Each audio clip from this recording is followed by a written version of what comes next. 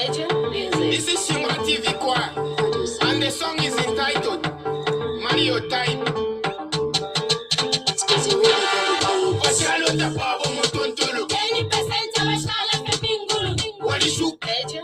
This is Shima TV Choir, and the song is entitled Mario Type.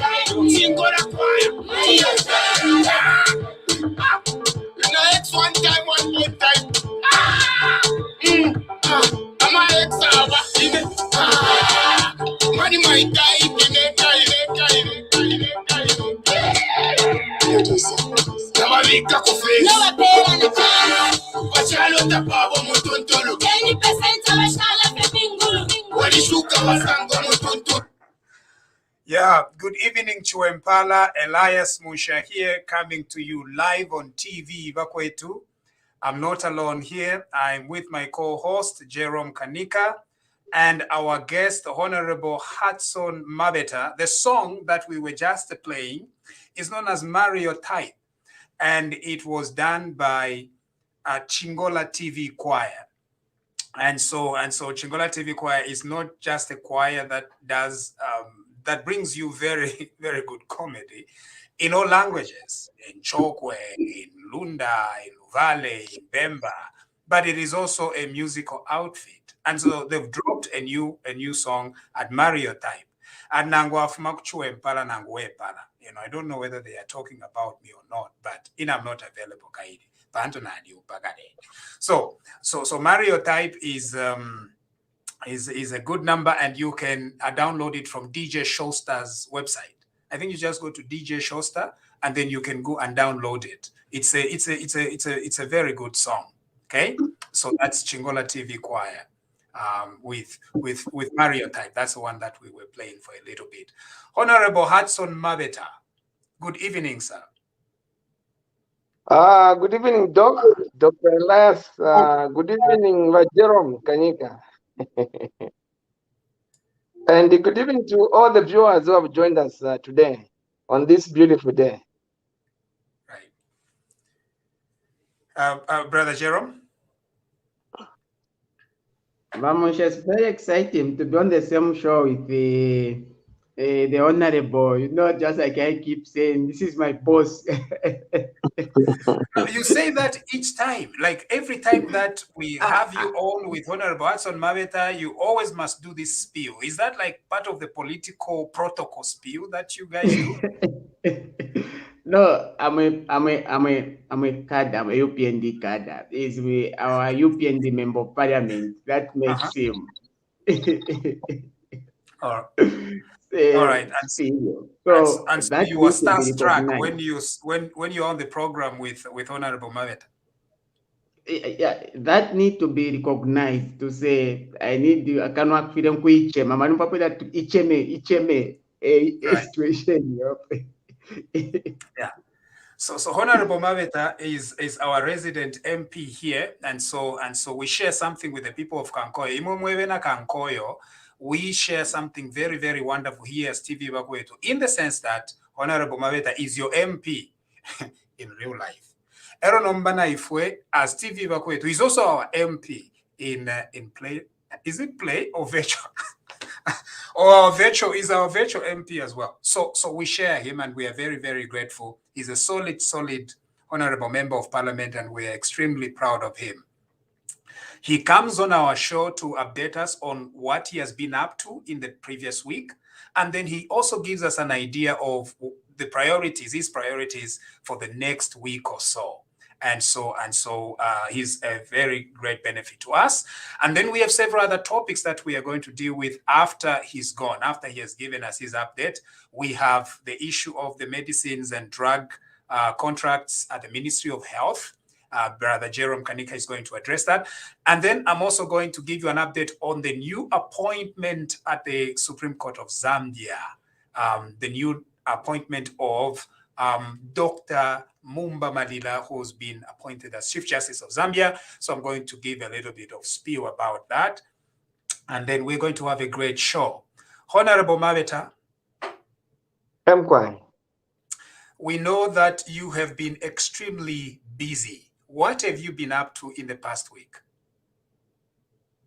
Yeah, Vamush, I think, you know, we are getting settled, I think, basically. Not on books are settled down, getting to understand and understand what is really happening economically, politically, where are we going as a country, what direction are we taking, what is on the table.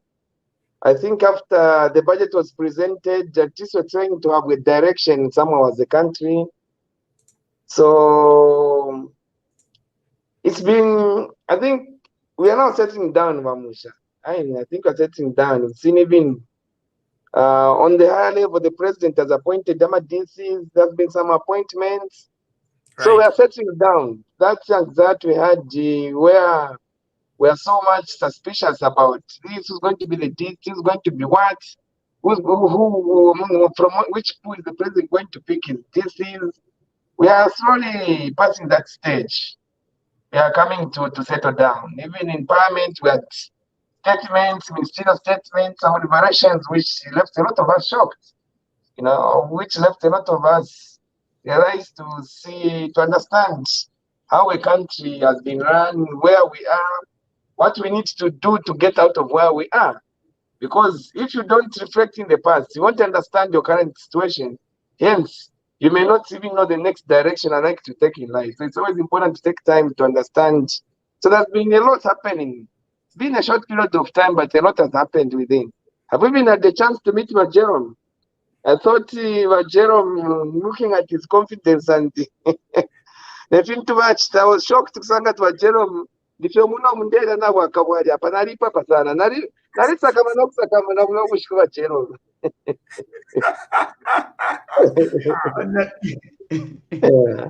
Honorable na alita bombe papati.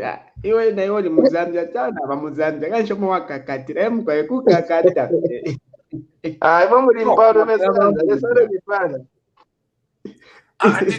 Did you think that bakufialo? Kai kumwana fiama manuvazi. Babjana mabali pampa mosana. Nika akanyerera kaponya elephant. Elephant kuiponya ukanyerera sakudabwa confidence yafu makwise. Kashkwa bataba confidence pachano. Very bomba sana. And so thank you for everything that you did in Parliament this time around.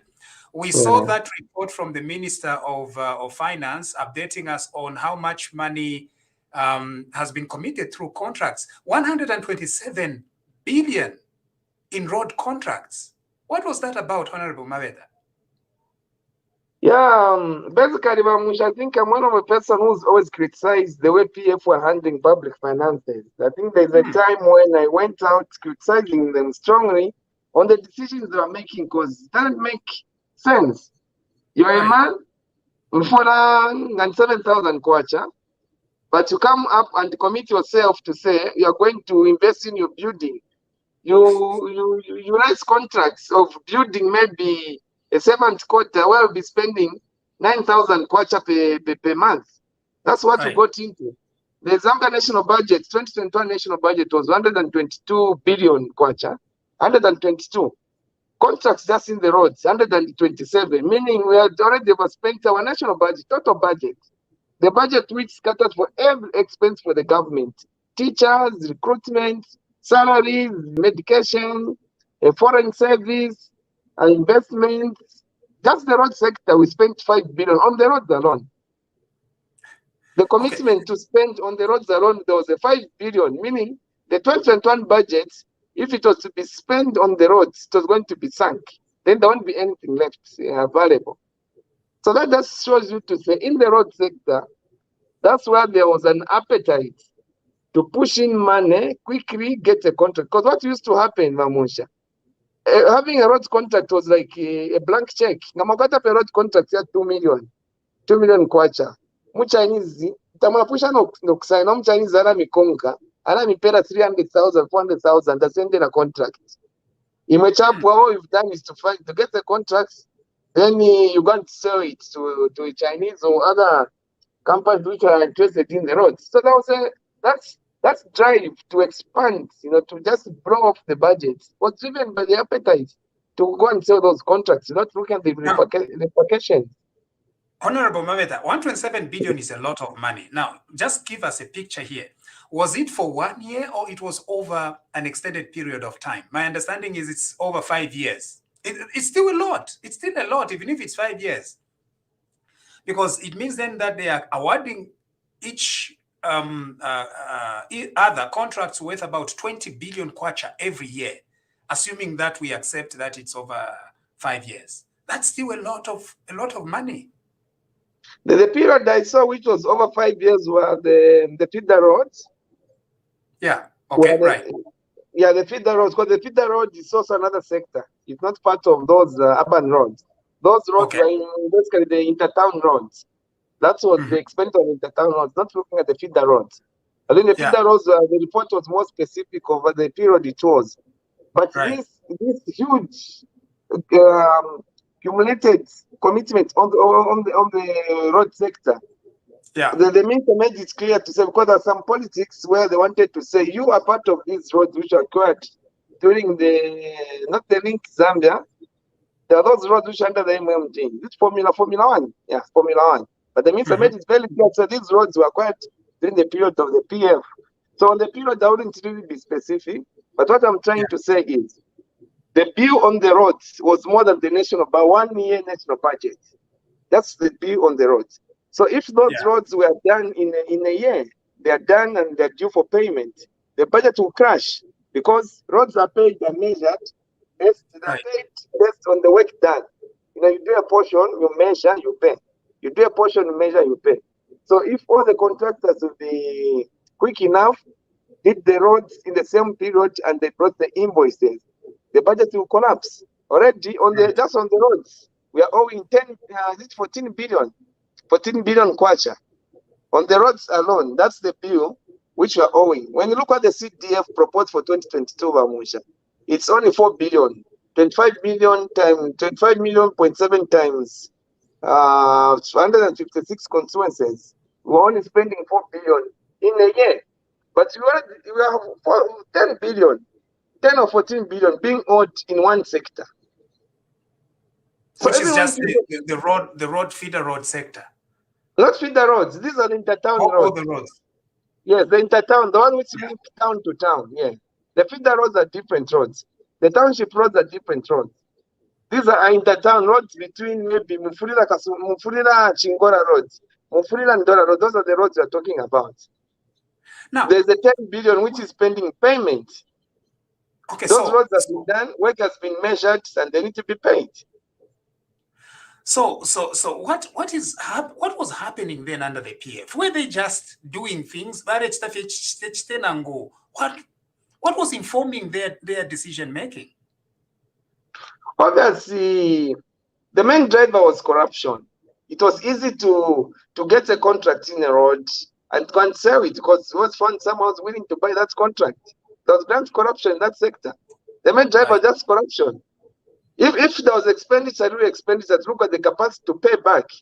If there was that capacity to pay back, money could have been accumulated in the budget according to a certain volume to say this year alone. you're going to get maybe 30%, 20%, 15% of the total budget to be allocated to the roads. When you reach that limit, you stop. The next year, you ensure that first you start with clearing what you have already accumulated. Then, before you issue the next road, you've already allocated funds to clear what you allocated in the other budget. So roads contracts were just being issued without limit and without looking at capacity to pay back. That's why now I've got the 10 billion which has accumulated to be paid. It has to be paid within this year because the contractors have done the work and the works are done. Okay, and so that's separate.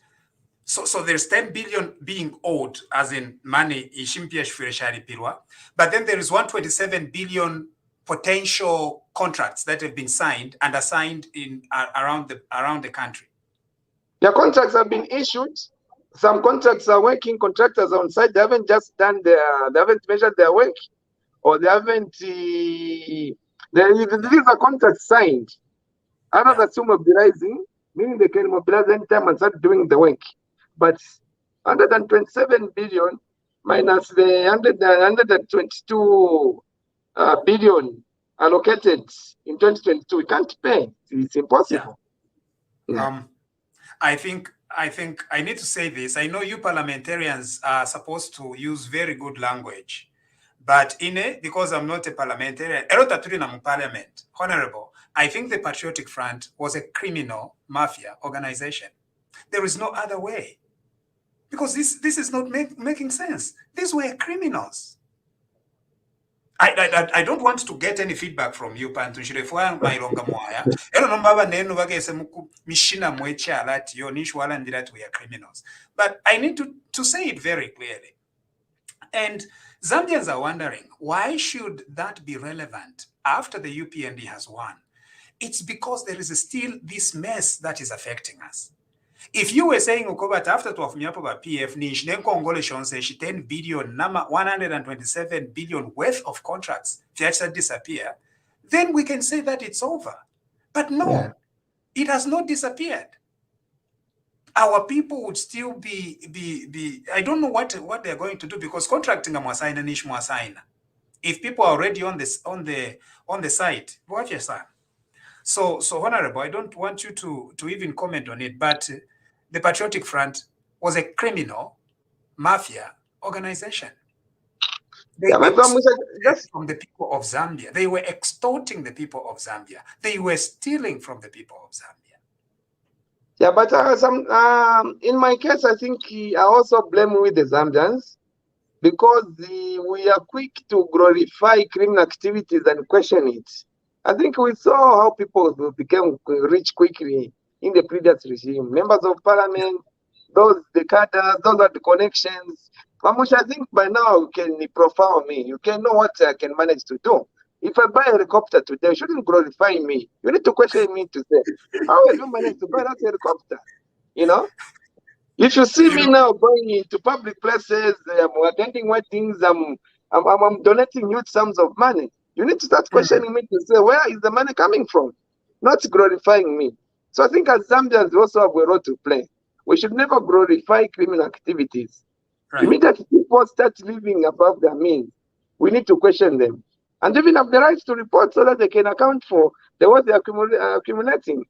Because I'm very sure even the people who are selling these contracts, some of them, they are members of the public. They are being given Chinese then them church deposit for 10 pin, deposit for 20 pin.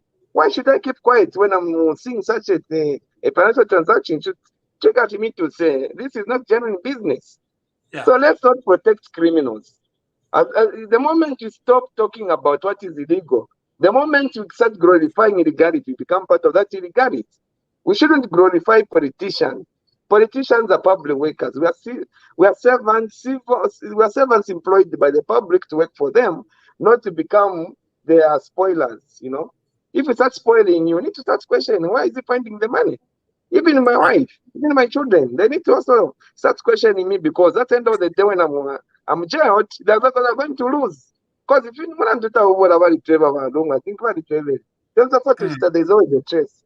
No matter how much you want to do it, there'll be a trace which are going to link you to. I'm a problem Right. gambo kwisa. Even family members are what? Affected.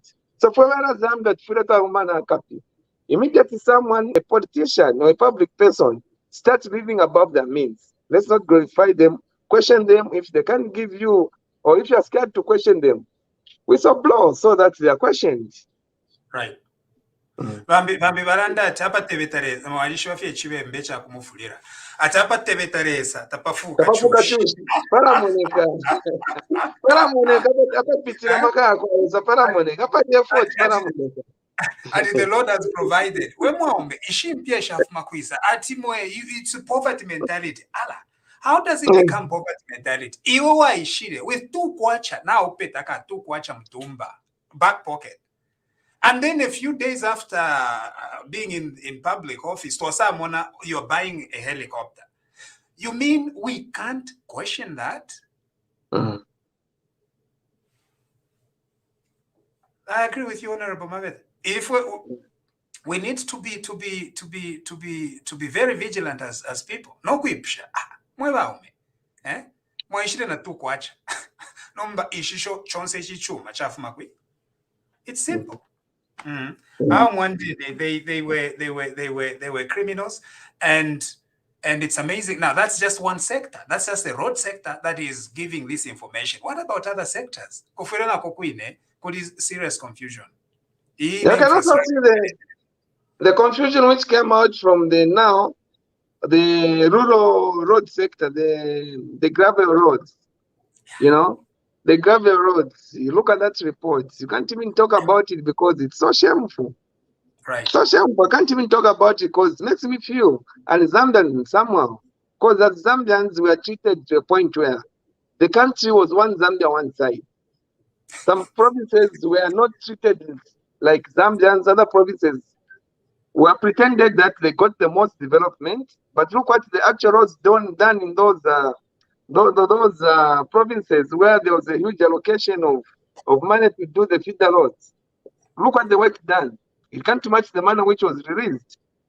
The ministers, a member of parliament yesterday requested for a list of companies and the owners of those companies. You'll be shocked to say members of parliament are the owners of the companies which are awarded to do the road contracts. Yeah. I think something must be done about that. Where members of parliament and ministers have companies that bid on government jobs. I don't think that's a conflict of interest right away. In their ministry, where they're controlling officers. Oh no. No. That's not right. That is not how to govern. Now you've mentioned the gravel roads and everything. Now, is it possible that indeed they did not even do the work that they are claiming that they did, like in Luapula? Which gravel road have they done? Because even Kasanka to Milenge Road, it's deplorable. Rain season, I wouldn't be surprised if it's not cut off, the gravel road, Takwaba. So maybe they were just stealing all that money as well.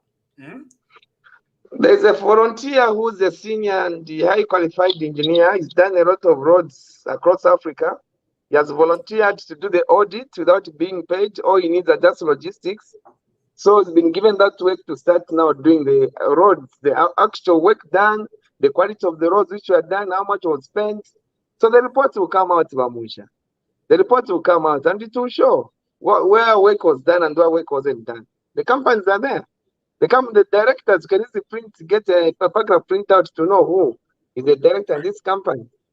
Now the problem now comes in. How are we going to settle this huge bill? Because there's a bill which the government has to pay. As you said, the contract, when it's signed, it's a valid contract. When you terminate it, there's a cost which comes to unfairly terminating a contract. So there is a lot of work which is going to be happening around these roads. Heads will roll, unfortunately. Yeah, it's because it's I know you're not going to tolerate this criminality. It's not right. No. Yeah, so. No, Honorable, we are not tolerating this criminality, and we will continue putting pressure. And one of the most valuable things, Honorable, that might need to be attended to is the freedom of information and even access to information. Imagine had it not been for the new government, all this information that has to do with the welfare of the people of Zambia would have been hidden forever by the criminal organization. Yeah, that's right. So Should we always wait for change of government to know what was happening in the previous government? No. Yeah. We need to get the information in real time, Right. So that's bill access. Access to information bill is something you should consider our employers to see whether you need it or you don't. We are just your employees. You tell us what you want. So if you think you need the access to information bill, let us know. We have nothing to hide. Those who have got something to hide, obviously, they will find a problem. But if you are here to work for the people, what should I have? I have a problem with giving people the right information at the right time. Because you may end up spending 5 years looking at what happened in the past and you fail to fix the future. But again, you can't just move in the future without correcting the wrongs. It's impossible. Right. Honorable, the report itself of gravel roads exposed one thing, like you have said, it was one Zambia, one side. I am from Luapula, and you represent Kankoyo, which is Luapula extension. And we need to be very, very categorical here that when this previous government claimed to do things for Luapula, for Muchinga, for Eastern Province, to the exclusion of other areas, they injured all of us as one people. Yeah, Mamusha, I think there are times I keep on asking myself to say, why did we just find ourselves who have changed the government? Is it the promises maybe the represent made to the people? I say no. Is it the time because 2021 HH campaigned more? No, it wasn't allowed to campaign. Is this the time when UPND we did our best? I was on the ground. I was a candidate. Well, there was no political space. In the past, we saw HH having choppers, GBM would have a chopper go this side, Mutachi and the group, they go this side, HH this side. We never saw that this time. But there was a change of government. It tells us to say there is something the gods of heaven had to preside and teach us a lesson. What happened in 2021? Yeah, what happened in 2021 is an act of God. I feel pity for my friends in the PF who keep on looking for the reason why they lost the election without looking at what they did do right. These are some of the choices, maybe these are some of the decisions which provoked God to put a stop to it. Because as they continue in this way of marginalizing God's people in their own country, but developments are being marginalized. It's not just about the roads. Look at the report for those graduates on internship, those who were hired by the government to do some works, but they were paid 1,500 as the compensation for internship. Out of 7,000 recruits from Russia, 6,327, they come from one region, 300 from the same marginalized. So it's not just in the road sector, even the recruitment, there was marginalization. When you look at the actual recruitment, there are those who are recruited in the civil service, the police, the soldiers, national service. So there was this just intentional policy to marginalize Zambians. God said you can't tolerate it anymore, so you have to put an end. So this is also a lesson to someone who may be innocent. You may not be a politician. You're coming from a home where you've got orphans. You're a manager in your company. You're busy mistreating people. It won't take long. God is going to whip you. God does not tolerate discrimination. It's not just about politicians. You may be looking at Akakupuma. You may just be looking at criticizing the politician, but even us, we are part of the discrimination. It may not be on the tribal. You may be discriminating someone based on their sex just because she's a woman. Someone can't be my boss. You're discriminating them based on their sex. So any form of discrimination is evil. Yeah.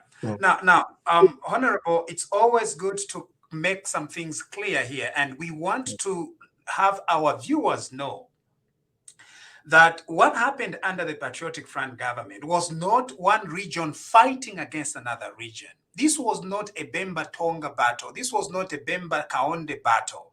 This was one party, a criminal organization that wanted to divide our people.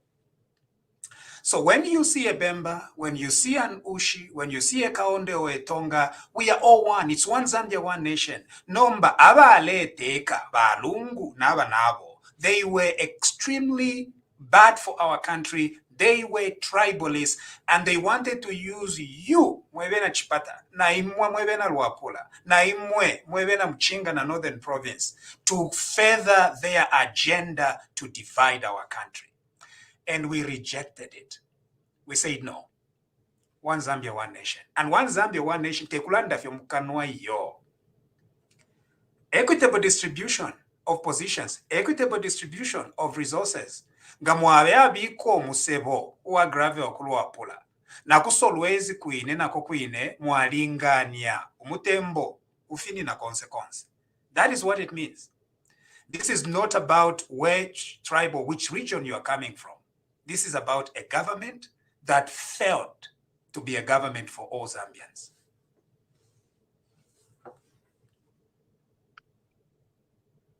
Yeah. If you're Maranda Wamusha, it's not, we shouldn't be identified or want to sympathize with people who are just taking advantage of the opportunity they had to make a choice. Because that's the opportunity to make the right choice. But they chose wrongly. They went a way of divide and rule. They went a way of Hitler who wanted to divide this world and rule. But look worldwide. Donald Trump, he took also that decision, tried to mingle around to marginalize his own people. What happened? He got punished. Divide and rule is not accepted, whether in humanity or in spirit. It's not something anyone should practice, wherever you are. Don't make that mistake to try to divide people and think you're going to dominate them. It's a matter of time. You find yourself in a very bitter position where you won't even understand how you found yourself in such a position. No, Honorable, if we panobara to show what we like talking about tribe and tribalism. Number, Honorable, you see, idealist idea ya misebo, isha gravel, inena pangire yo. It was read in Parliament. It was offered by our minister. Teifatwa ide beba balungu, ukweba ati ku Northwestern Province send 0 imisebo. It is not us. So imwe mweba temwa okushoba abantu mulenshoba ine mulenshoba TV bakwetu kwana kalimo nifwe twa ide mwe balungu ko bati witola ko emisebo ku Northwestern Province. Mwine umulandu wako bati mumutima mulya tamwa isula the heart to unite chalo. Tamwa lesa iyo. Now, even the Patriotic Front should apologize to the people of Zambia. Bafwire no kufuala amasaka. You know, to come and say sorry to the people of Zambia for the kind of tribalism that they were spreading. Now, here we are, Stevie Bakweto. We are saying that we are one country. If Luapula, you send Umsevo Luapula. Now, Koso Luezi Kuino extension to many Umsevo. That's all we are saying, because it's one country. Number, if we watch the post to Kweba Tibalungu, but to mean 0 Umisevo Northwestern Province. And some of you think that it's me who is trying to be tribal. Ninena mwebere lungu ko na ule chalo. Na ninena mwebere chalo. If it is simple, there's some issue ko yaku take chalo. Instead yakuba very, very humble, no kushipa, no kuleto mulinganya pachalo. He brought division. Ero no mamwambo kulanda ati nifwetu walenga. Honorable Mabeth. Kwena wamusha mchwemba tutila ati wakwewe mfaya noko muntanshine. Wakwewe mfaya noko nishinakutemwa. Gatule tino kulanda pa mfwa nishi ifwewe netule yipaya. Gatule tino kulanda pa fivi nishwewe netule yipaya. That's when to unbox and we start sweeping debt under the carpet. Because one day that debt is going to be a problem to ask. Right.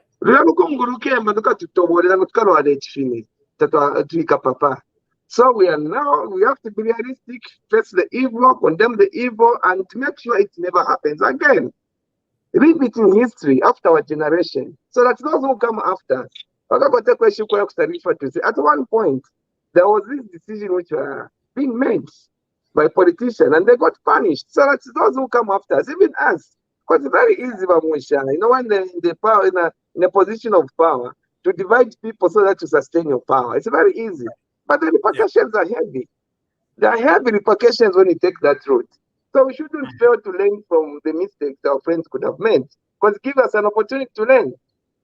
No, it gives us an opportunity to learn to say this route doesn't work and it will never work. Zambians, worldwide, humanity, they no longer accept division. They no longer accept discrimination. Human beings, we are naturally born together as a unit. So when some people start dividing us, we don't allow them, especially in Zambia. We are born as family. When you start injuring someone, everybody gets affected. So this route will never work for anyone. Whoever wants to try it, they'll get punished. Thank you. Thank you, Honorable Mabeta. It's always a pleasure to have you. So please update us again next week with some of the things that are going on. We understand that you've been on Kankoyo Road, the Kankoyo Chidida Kasumbalesa Road. You've been on the Mufulira Mokambo Road. Honorable Mabeta, you know, we come from Luapula, but parts of our family settled it at Mokambo. And it's terrible, that road. Gosh, it's terrible.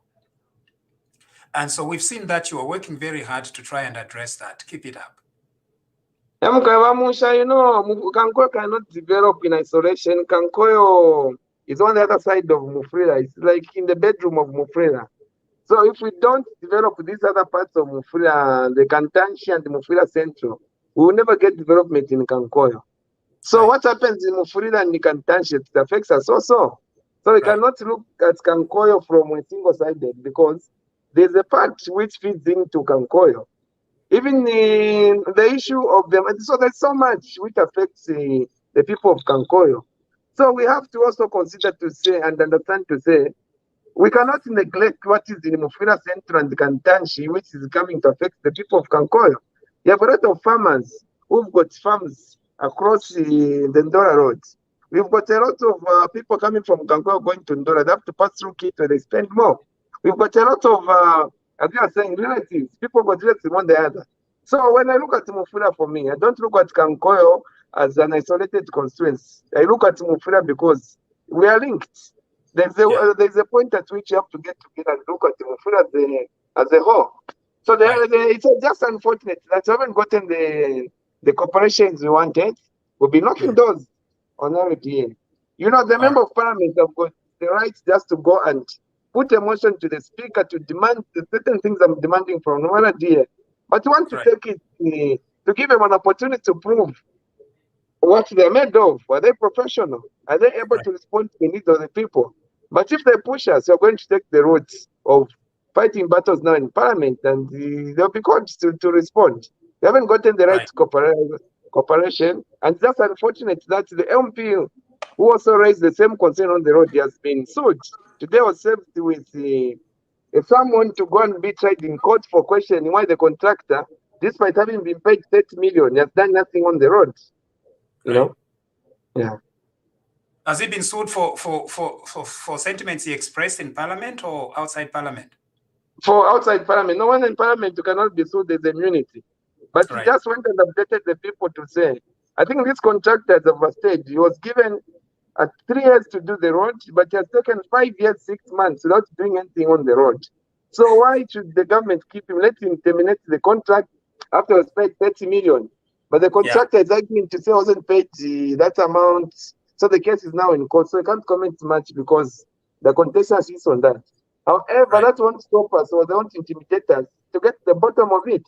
At the end of the day, we want our people to have access to a better road. The people of Mufulira have suffered for so many years because of the bad, how terrible these two roads, the Mufulira Ndola and the Mufulira Mukambo road. Right.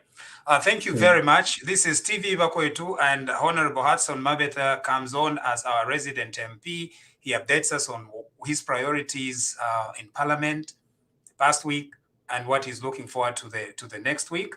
And so, Honorable Mabeta, what are you looking forward to next week? Same. Basically, I think the good news I have to the people of Mufulira is that we have now done the paperwork to be able to start exporting maize. Those who Right. got the mains, we've given the number and they can find someone in Finland. I think I've shared the number, who will be able to assist them get the other few requirements for them to be able to export the maize to Congo. At least that will give us a bit of income because Mufila has basically lost the job opportunities from the mines have reduced drastically and people have resorted into farming. So we have a lot of farmers with the maize. Don't sell that maize at a cheap price. There's a better market for you. All right. So there's a number on my Facebook page. Follow it. They will help you to export. Then obviously also now next week we have ministerial debate, ministers debating the budget. They will be giving us supporting and helping us to understand the deeper insights of allocation sector by sector, education, fisheries. So as ministers are debating, we also want to understand what is in their ministry, what is in the people for Zambia and Kankoyo. When it comes to jobs, they'll set out 10,000 jobs. Who are they targeting? Are they just recruiting anyone from any day? We need to understand what will be done so that when I get back to the constituents, I need to be able to explain and educate the people what is really in the budget. Because at the end of the day, the budget is what will start 2022 and make it different from 2021. So we are still very much, Alex. Obviously, there are these funny bills. Like today, we had a bill where there was a proposal to say the government should make a payment of fees for for first year students, for everyone, 100% they shouldn't pay come 2022. So we had to look at the merits, the debates. Is it looking at the budget we have? Can it accommodate such a bill? We have a budget. Why can't people propose that budget? We have a budget we're debating. Why should we introduce a law in a budget which is active? The 2022 budget hasn't been passed. So why should we introduce a law of a cost to be in the bill which is under debate? Those who have got cost centers don't introduce a budget. Let them make them as proposals. And when you propose a cost, also propose income. Propose the possible source of income to meet that cost. So introducing bills in a bill doesn't make sense. I know our friends in the PF are in the panic. They're trying as much as possible to make things crumble. But as you PN do a method, we're going things stage by stage. We start by universal education from grade 1 to grade 12. Next year, we look at the next stage, colleges. Then we'll be progressing like that. At the end of the 5 years, we'll find that we have universal education from grade 1 to university. We have a 5 years mandate. You're not given a 3 months mandate by the Zambian people. But the mandate we have is 5 years. So we're going to implement environmental projects with the caution and without leaving damage to those who will come after us. Because we don't want people who come after we have left, after our time is gone, to be solving problems like we are solving for what the PF has left for us. In fact, PF, when they came in government, they found a working economy, they found reserves in the bank. That's what we want also to leave.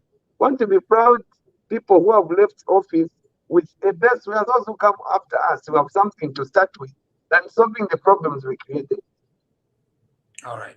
Okay. Thank you, Honorable Mabeta. It's been a pleasure having you. Some of our people ask the question of how they can subscribe to our channel here, to TV Bakwetu and to the Elias Musha page. They asked me, how do we do that? So I want to show them the small icon. You see this blue thing here? That's the one you press. Okay. So if you want to subscribe to our channel, this small icon here, please do that and then become a monthly subscriber of the TV Bakwetu and the Elias Musha pages. So it's on your, as you are receiving this feed, there is that small thing there. Is this blue or green? It looks like it's green.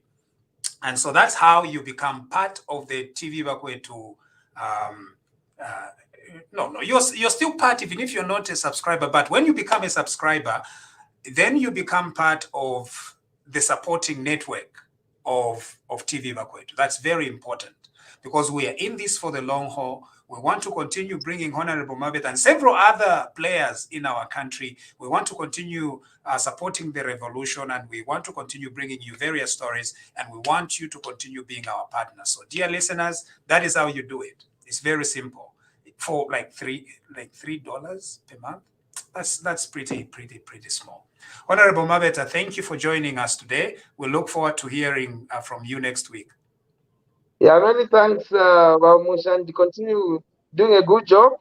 I think we're appreciating the efforts putting in, and everybody who's been listening. Everybody who's been continue subscribing. Let's make TV Wakwe to our own, our own station, which will say we built it with Dr. Musha. It's a good function, and I really enjoy the time we're here. Please continue giving us your feedback. We appreciate everything. After this program, I'll find time to read all the comments. I read everything just to appreciate and see the feedback we're getting. Otherwise, we love you, the people of Zambia. Our God is great, and you're the great people. God bless you. Okay, thank you. Now, Honorable Mabeta, before you go, I want to introduce you to Luwi Nswana. Luwi is from where I grew up in Chiwempala. I think she has just logged out. So she runs an NGO. So she goes into the villages, into Chingola Rural, and she distributes footwear in Sapato for the less privileged children in Chingola Rural. And so I wanted her to come on the show so that she can tell us a little bit about what she does for a few minutes. Of course, Chingola, Chiwempala is in our hearts. And so I wanted her to give us an idea of what she's involved in so that our listeners can get involved, and so that's Luwi Nswana. I think she's back now. Luwi, can you hear me? Can you hear us?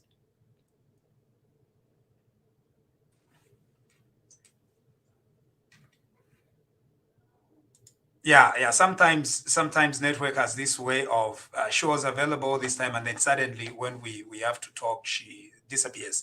But so she takes in Sapato.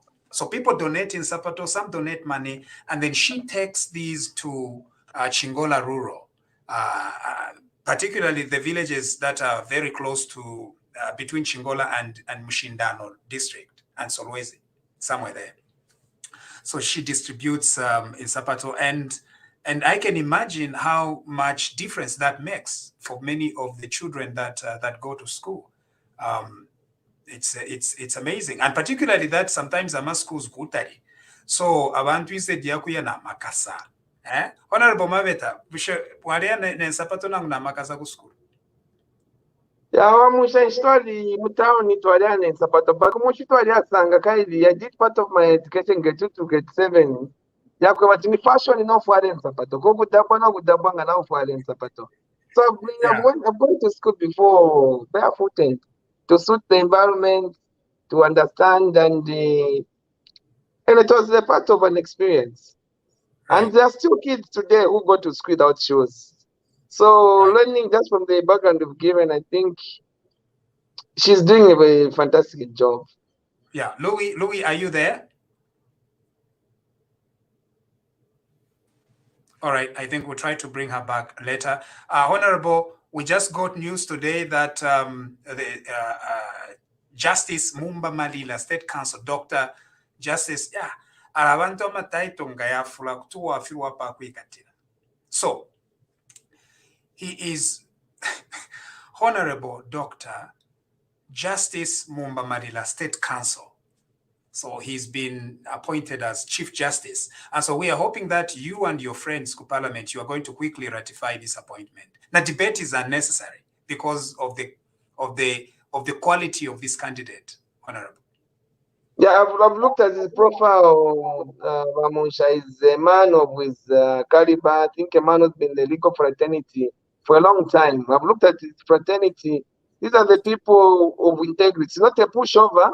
He's not a person who can be influenced anyone. I think someone who's able to stand on their own. I think this is what we need to rebuild the confidence in the judiciary. Because currently the people doubt the credibility of the judiciary. So we need to have a tough man on top there, so that the judiciary can just come back to life and can give us the confidence without being prejudicial to it. So a good appointment, once it comes, we are going to pass it. I have no time to wait for Musha. Zambians want to see their their cases being disposed of with integrity of them, you know. We Right. don't want a situation where someone was out in the opposition, they had cases. Immediately they come to the ruling party, their cases are acquitted. We Yeah. should never see such type of things in our justice system. It shouldn't depend on the political party I belong to get a fair judgment in courts. The courts Yeah. should learn to be independent, the place of justice. And once Right. people lose confidence in the justice system, there's a total complete breakdown of the rule of law. Yeah. All right, Luwi. Thank you very much, Honorable Mabeta. We'll see you. All right, thank you and good night. Thank you. Luwi, can you hear me? I think there is an issue with try to switch off your video and let's see whether the sound will come through. How are you doing?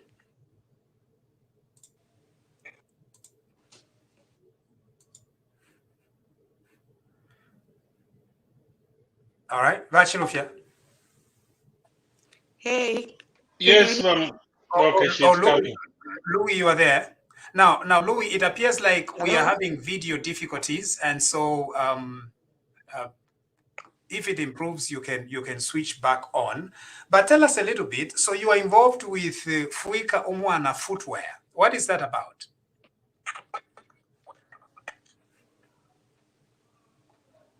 Oh, I can barely hear you. The network is very bad. All right. Okay.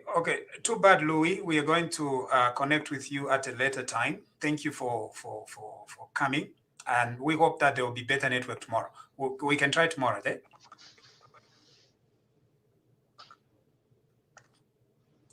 All right, we've lost Louis, but she runs an NGO that serves the people of Chingola Rural, and she's from Chuempala, right where I grew up, town. And so she's doing a phenomenal job reaching out.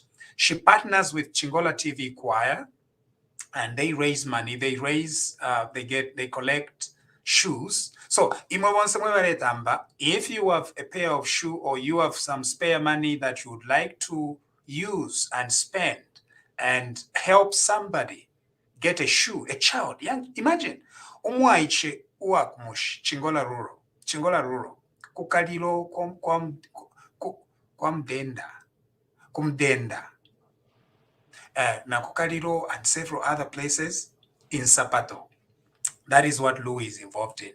So get in touch with her. Her name is Luwi Nswana. Don't get in touch with me. Get in touch with Luwi Nswana.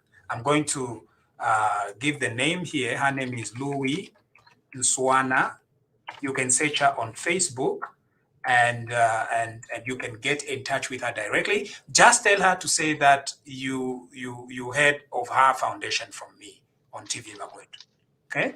Our TV Bakwetu is not yet set up to handle money and stuff like that, but at least we can steer you to the right direction. And what Luwi Nswana is doing is marvelous. It's wonderful to help buy shoes for children, village children in Chingola Rural.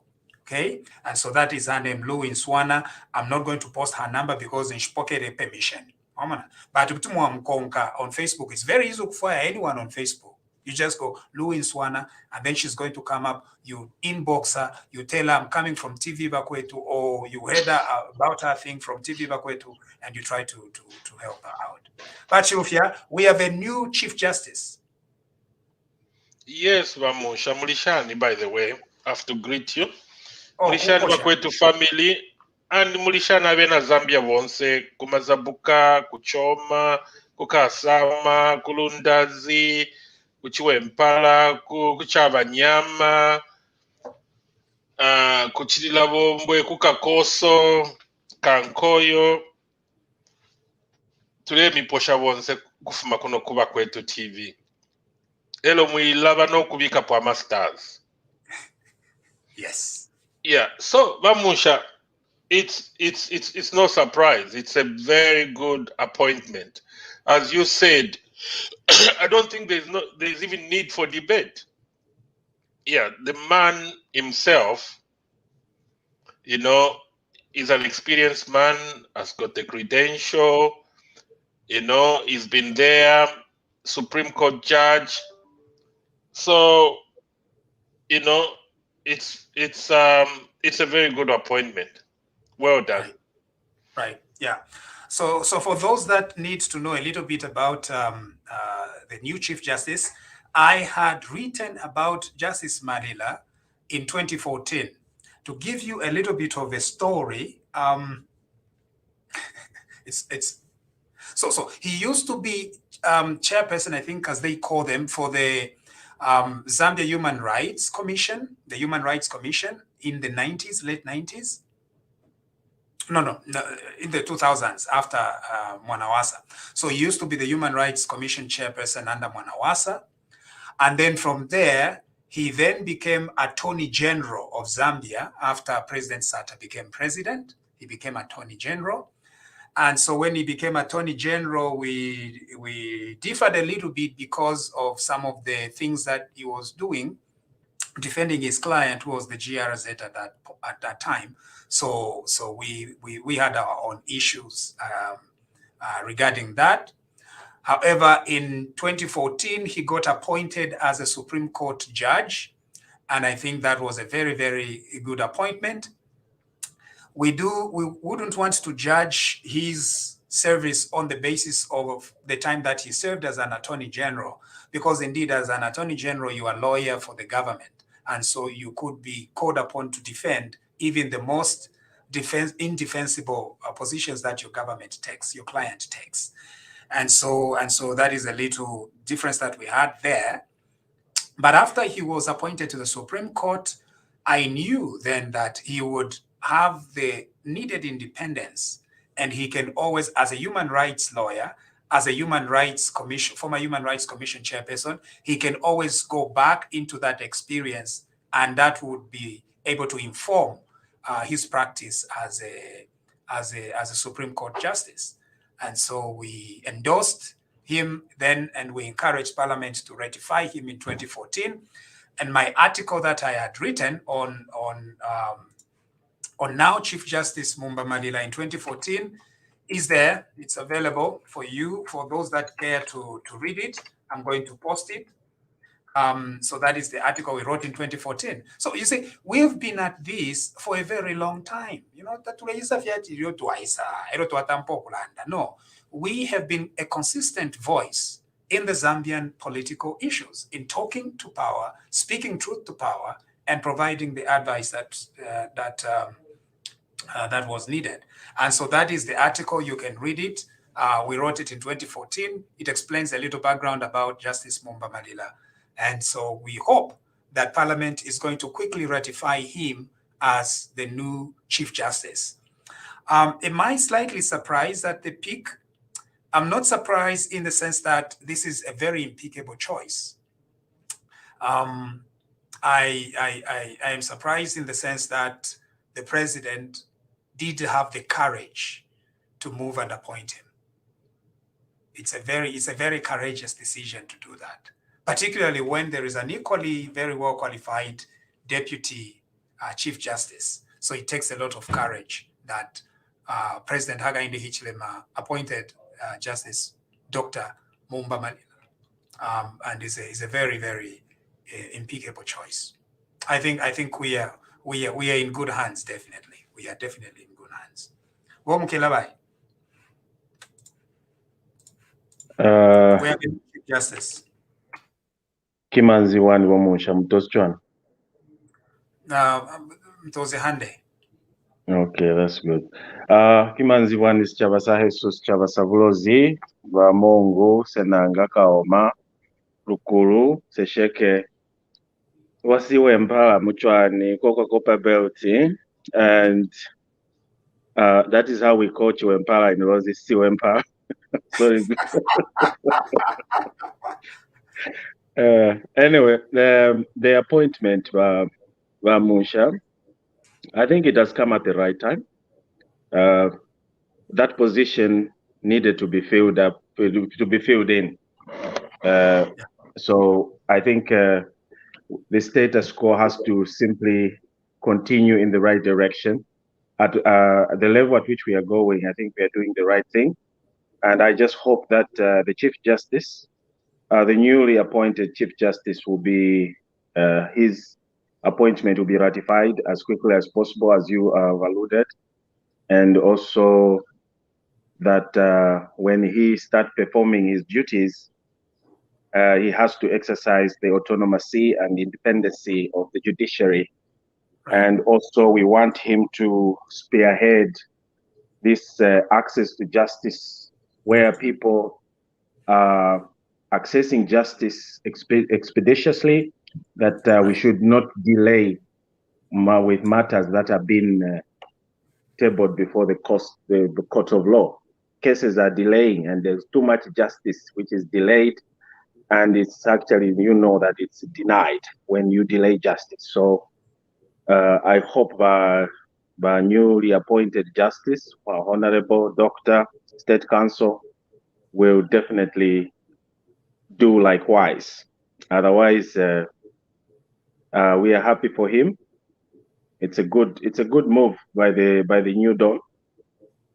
Yeah. Otherwise, that's Right. what I can say for now. Yeah. There is positive reviews all over. There is no one that has issues with the appointment of Honorable Justice Mumba Malila to be Chief Justice of our country. His PhD, and I think if Dr. Kasonso was here, Kasonso Mudikwi, come and defend your PhDs here. Dr. Kasonso was going to be very happy with this PhD appointment of Dr. Mumba Malila to be Chief Justice. I don't think he is going to disappoint us. He is going to make it the PhD work for the benefit of the Zambian. Right. Yeah. Mm. Yeah, and is a steady person. Yes. And then there are several other changes as well. There is a commission that is known as the Judicial Service Commission. So the Judicial Service Commission in our law is a commission that the president relies on when appointing judges. Okay, so under our constitution, the president is the one who appoints.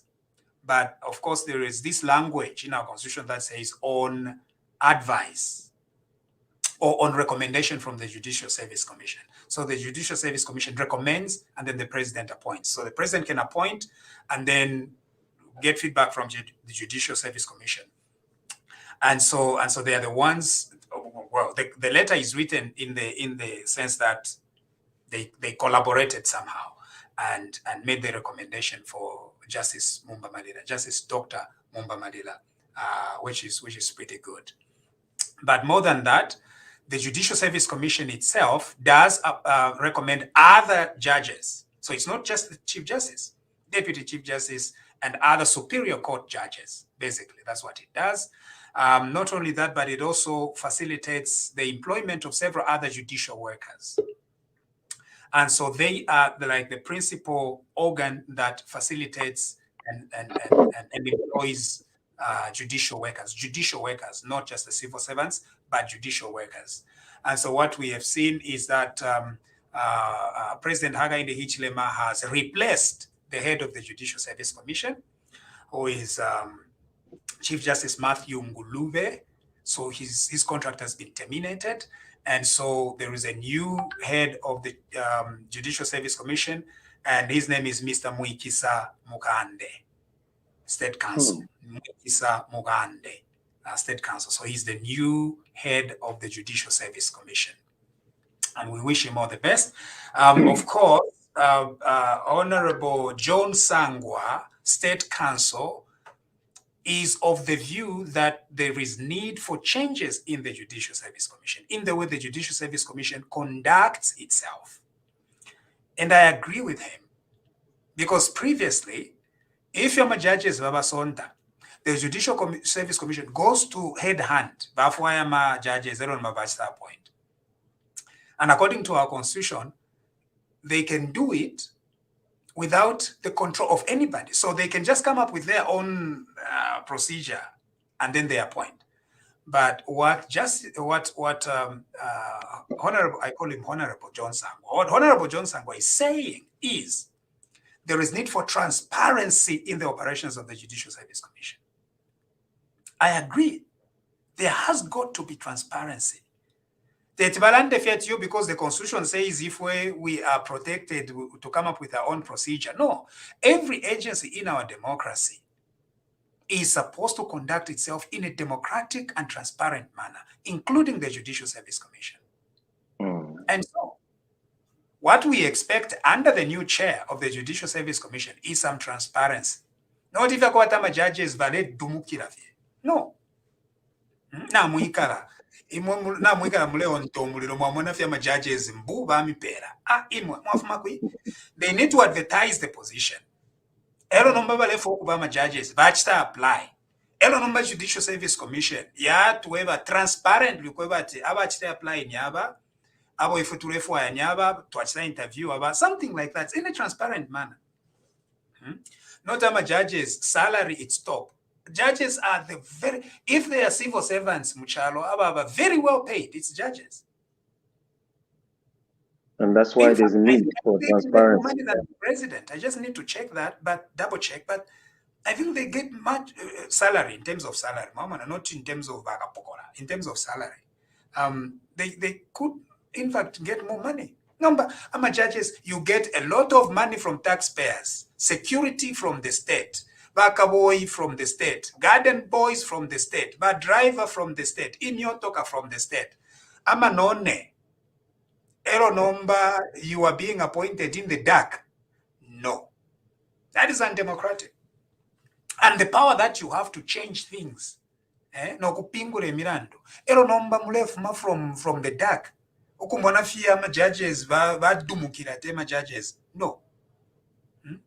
If there is a vacancy, advertise it. Let people who are interested apply. Not mulechita appoint abo muishi.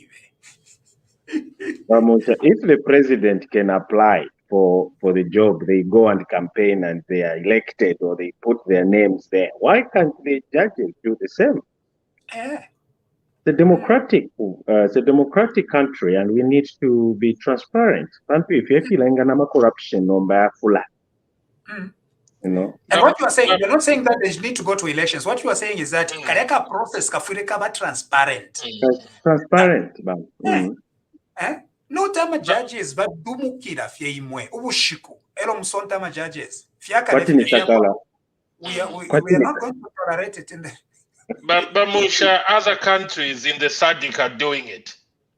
Yeah. So why can't we follow the same process in SADC? South Africa is doing it. They interview them publicly because they are public workers. They are paid by our money. So there should be transparency. Just like Bamusha, before mayors were not elected. So people said, no, this is it's a public position, very important position. Why shouldn't we elect mayors? Now we are electing mayors. The UK has been electing mayors for donkey's years. Yeah.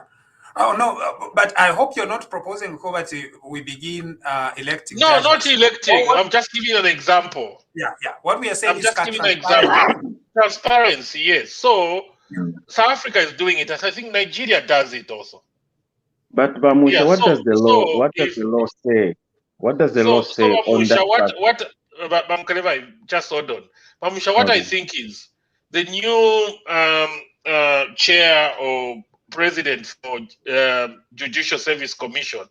Right. I think now he should start that transformation of changing things, transparency. Because Bamusha, why is it that there is transparency in the appointment of other top government officials and only secret judges?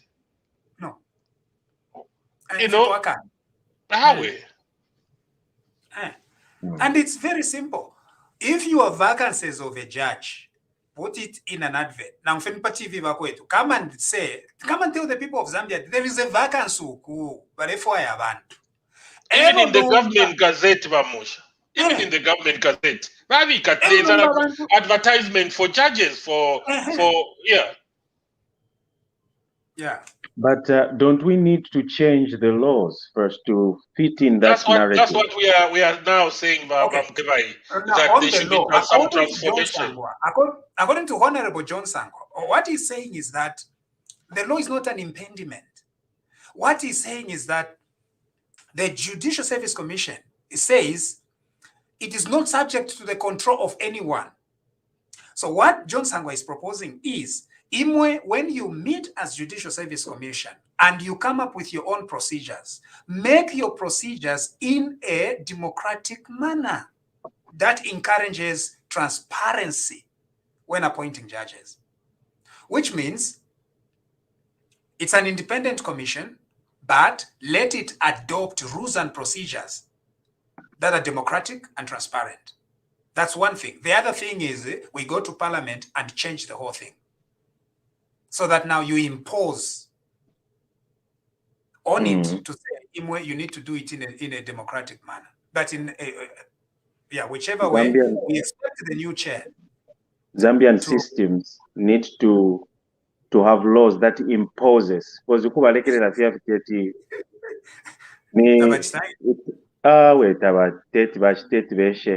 if they can be busy using the same laws to steal from us, what will stop them? So the best thing is let the law be there, and then we follow. It is an imposition on us that we are bound, we are obligated.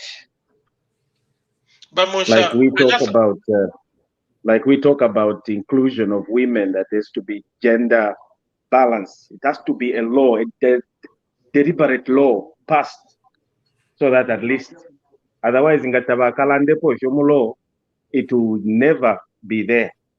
A fraction of people, 2 women there, 20 men, 3 women there, 150 men. So there is another commission that is known as the Judicial.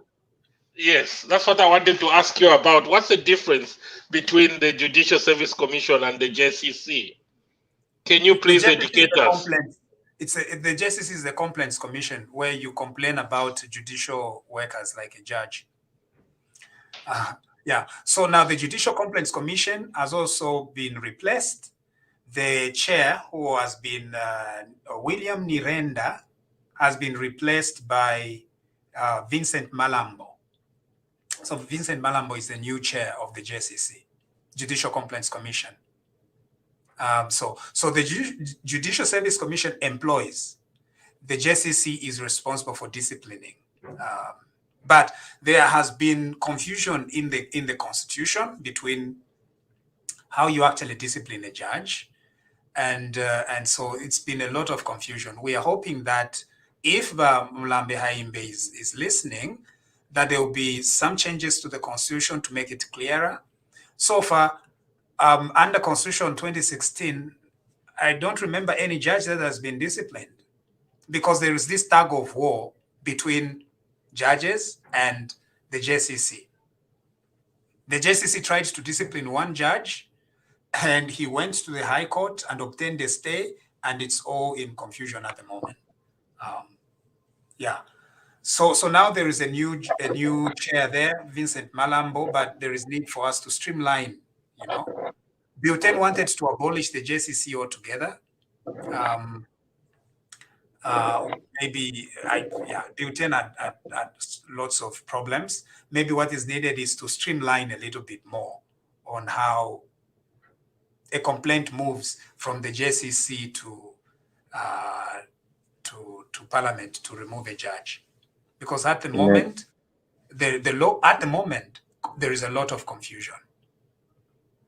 There is confusion, Bamusha. Even me, I don't even know why the Constitutional Court was enacted. Yes, my brother. Can I have a chance to speak, please? Yes, go ahead. Thank you.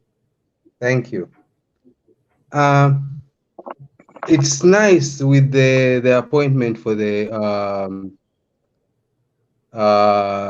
Chief Justice. That was actually it's quite impressive. But there are few things personally I would like him at least to make sure that those things don't happen. because okay, we have to be realistic. Most of the judges which we have now and magistrates, I guess they were appointed by the PF, to be precise. So there are some judgments which are not, if you follow the law, they don't look good. So it's those type of judgments. I hope in terms of, I don't know, you are the lawyer, you correct. In terms of him being the Chief Justice, he will make sure that the law is followed and the judges do their job, not do their job because it's PF coming in, or it's because I was appointed by this one, let me do it this way. I hope it was, because that's how it felt when PF were in power. If you take any high power guys, nothing will happen. The judge will just read whatever script is given. That's how the point I'm trying to make.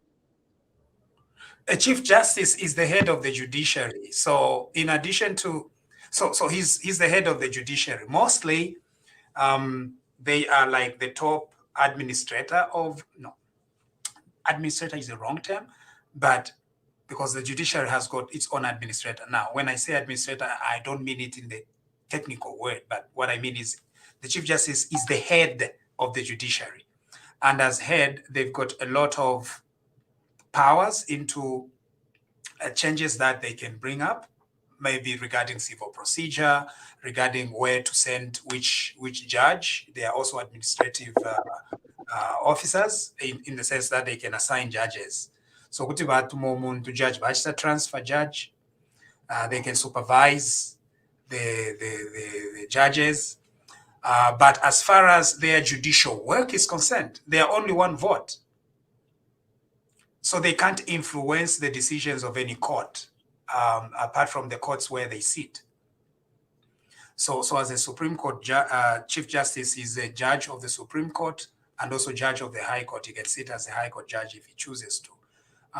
Right now, our Constitution does not make him to sit on the Constitutional Court. My proposal, if I had a way, I would suggest that the Chief Justice becomes the extra seat on the Constitutional Court. That would be appropriate. But apart from bringing in, performing other administrative functions that the Constitution imposes on a Chief Justice, running the judiciary and proposing changes to procedure and supervising his staff and other judges, as far as judicial decisions are concerned, is only one vote. Yeah, but kapoto sana mwe, kapoto sana mu hierarchy mwine.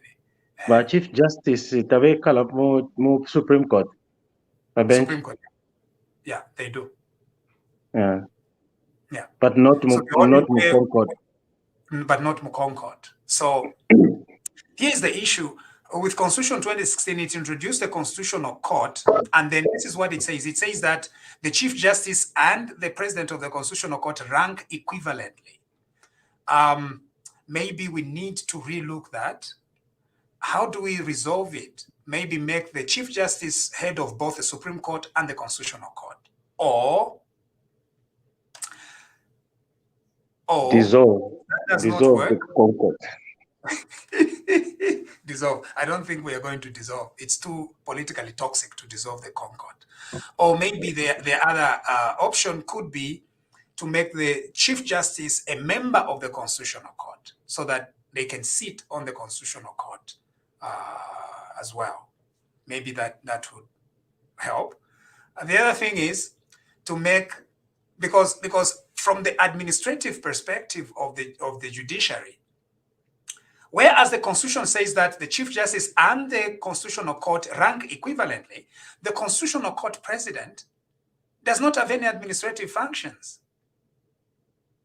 And so administratively, the President of the Constitutional Court could in fact be reporting to a Deputy Chief Justice, who in the hierarchy of the judiciary is second to the Chief Justice.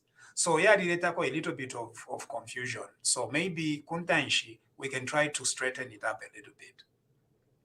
Yeah. Those are the lacunas which these parliamentarians should be talking about, not the, if you have a DNA.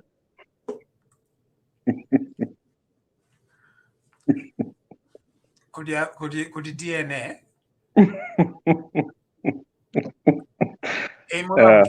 DNA. No, if we to refer that these guys, they should talk about this. It's like it's just the redundance of the same thing being done by the same people. You know, you create an institution, an arm of government, and then you look at the type of work. It's just the same work that they're doing. What's the role of the Supreme Court? Where the decision from the Concord, it's final.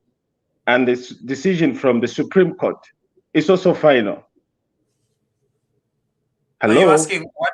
Okay, yeah. So it's confusing. The Constitutional Court is a specialized court that deals with questions of the Constitution. Only. That's what it is. Yes. Only the Constitution. But that job was being done by the Supreme Court judges. Yes. Yes. Yeah. Yes. So there was no need, actually, for me. I feel it was just the repetition or redundant of the same thing. Anyway. We needed a specialized court to deal with constitutional matters. All advanced democracies do have that. Third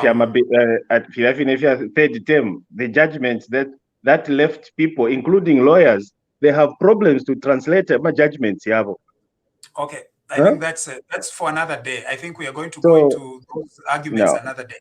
But for now, yes, the Constitutional Court is a specialized court that deals with the interpretation of the Constitution.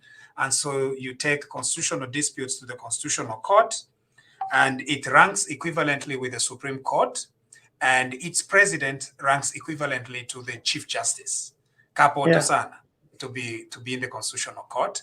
Honorable John Sangwa State Council has issues with the qualifications of the current court. He's not hidden that fact. He says, he says they are not qualified. I second. He says he has questions about their qualifications in the Constitutional Court. Of course, that function pre-2016 was being done by the Supreme Court. The Constitutional Court currently has consistently said that it has no jurisdiction over the Bill of Rights. That is one of the most confusing things you can ever come across. And I'm hoping that I'm speaking to some law students here today. You know, there is no way that a constitutional court can say that it has no jurisdiction over the Bill of Rights. So under our current arrangement at the moment, if the state infringes on your constitutional rights under the Bill of Rights, you can't go to the Constitutional Court. The Constitutional Court keeps refusing jurisdiction. And that's a huge problem for me, personally. It's a very big problem. How can you have a constitutional court that refuses to enforce the Bill of Rights? Now, many constitutional court yanshi. Iyaku verenga what a sentence means about grade 2 of EPERA. The Constitutional Court should be able to enforce the Bill of Rights. Now, of course, the issue is because the Bill of Rights itself says that it's because the Bill of Rights itself says that if the state infringes on your Bill of Rights, you have recourse to the High Court. And just because it says High Court, no, the Constitutional Court therefore must have no jurisdiction. I don't agree with that argument. With all these legal arguments, because no, but we need to know these things because the laws are written for the Zambian people, for every Zambian, not just lawyers. The law is for everyone. You want me to explain why I think that the Constitutional Court should have jurisdiction over the Bill of Rights? No. It's at your right time. That could be another topic of the day. You know why? Ni lawyer wa msangusha ni ushilanda papa fialo. Gana landa pa fialo 40, they get bored. They want Chingola TV choir. Yeah. So we'll take some comments here. Wiseman, are you there? Yes, I'm following if you can film to if it's all malo yem to just have it out no vino shai baja penda pan biari bakwati ali finalo no mtu wa fina pana itaka kuna kumtu wa mesh face pa no kumva we fina Efyo mulero ndura nshirandirapo pantu. You know, yeah. wise man. Anyway, I think I support with what State Council Johnson was pushing, but I've got a problem somewhere. If the way I've seen it in South Africa, they have got some people who tabled and tried to interview the judges.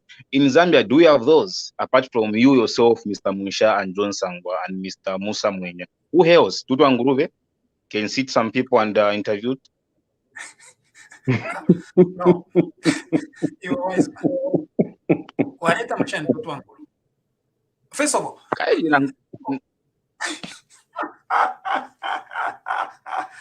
Naka shirevwayo kuba sued by Tutu Anguru. Mkwaine itukatutwa shani, you know. Even if I have serious doubts about the capabilities of the gentleman, we lawyers are supposed to have this courtesy towards other lawyers. Nangu lawyer kuchindika. So kanshinshala ndepo pali my learned colleague Tutu Anguru. But wise man, waleta Tutu Anguru for I don't know why. Nemu tuachirafe kuino pano waleta kavundula. Kaidi tule tonkanya kumona ati ifumule fogeta patebwe efi ukesala ndapona nkwe ni wanani nishi ni balulu bakawerera muri bulo yabakesera mbokuteka abantu babalondolesha. No. Judicial scrutiny can be done by anyone, citizens, including a committee of Parliament. In South Africa, the system is that the Judicial Service Commission itself does have members of Parliament who sit on it, and so when they are questioning a judge, they come on and they question a judge.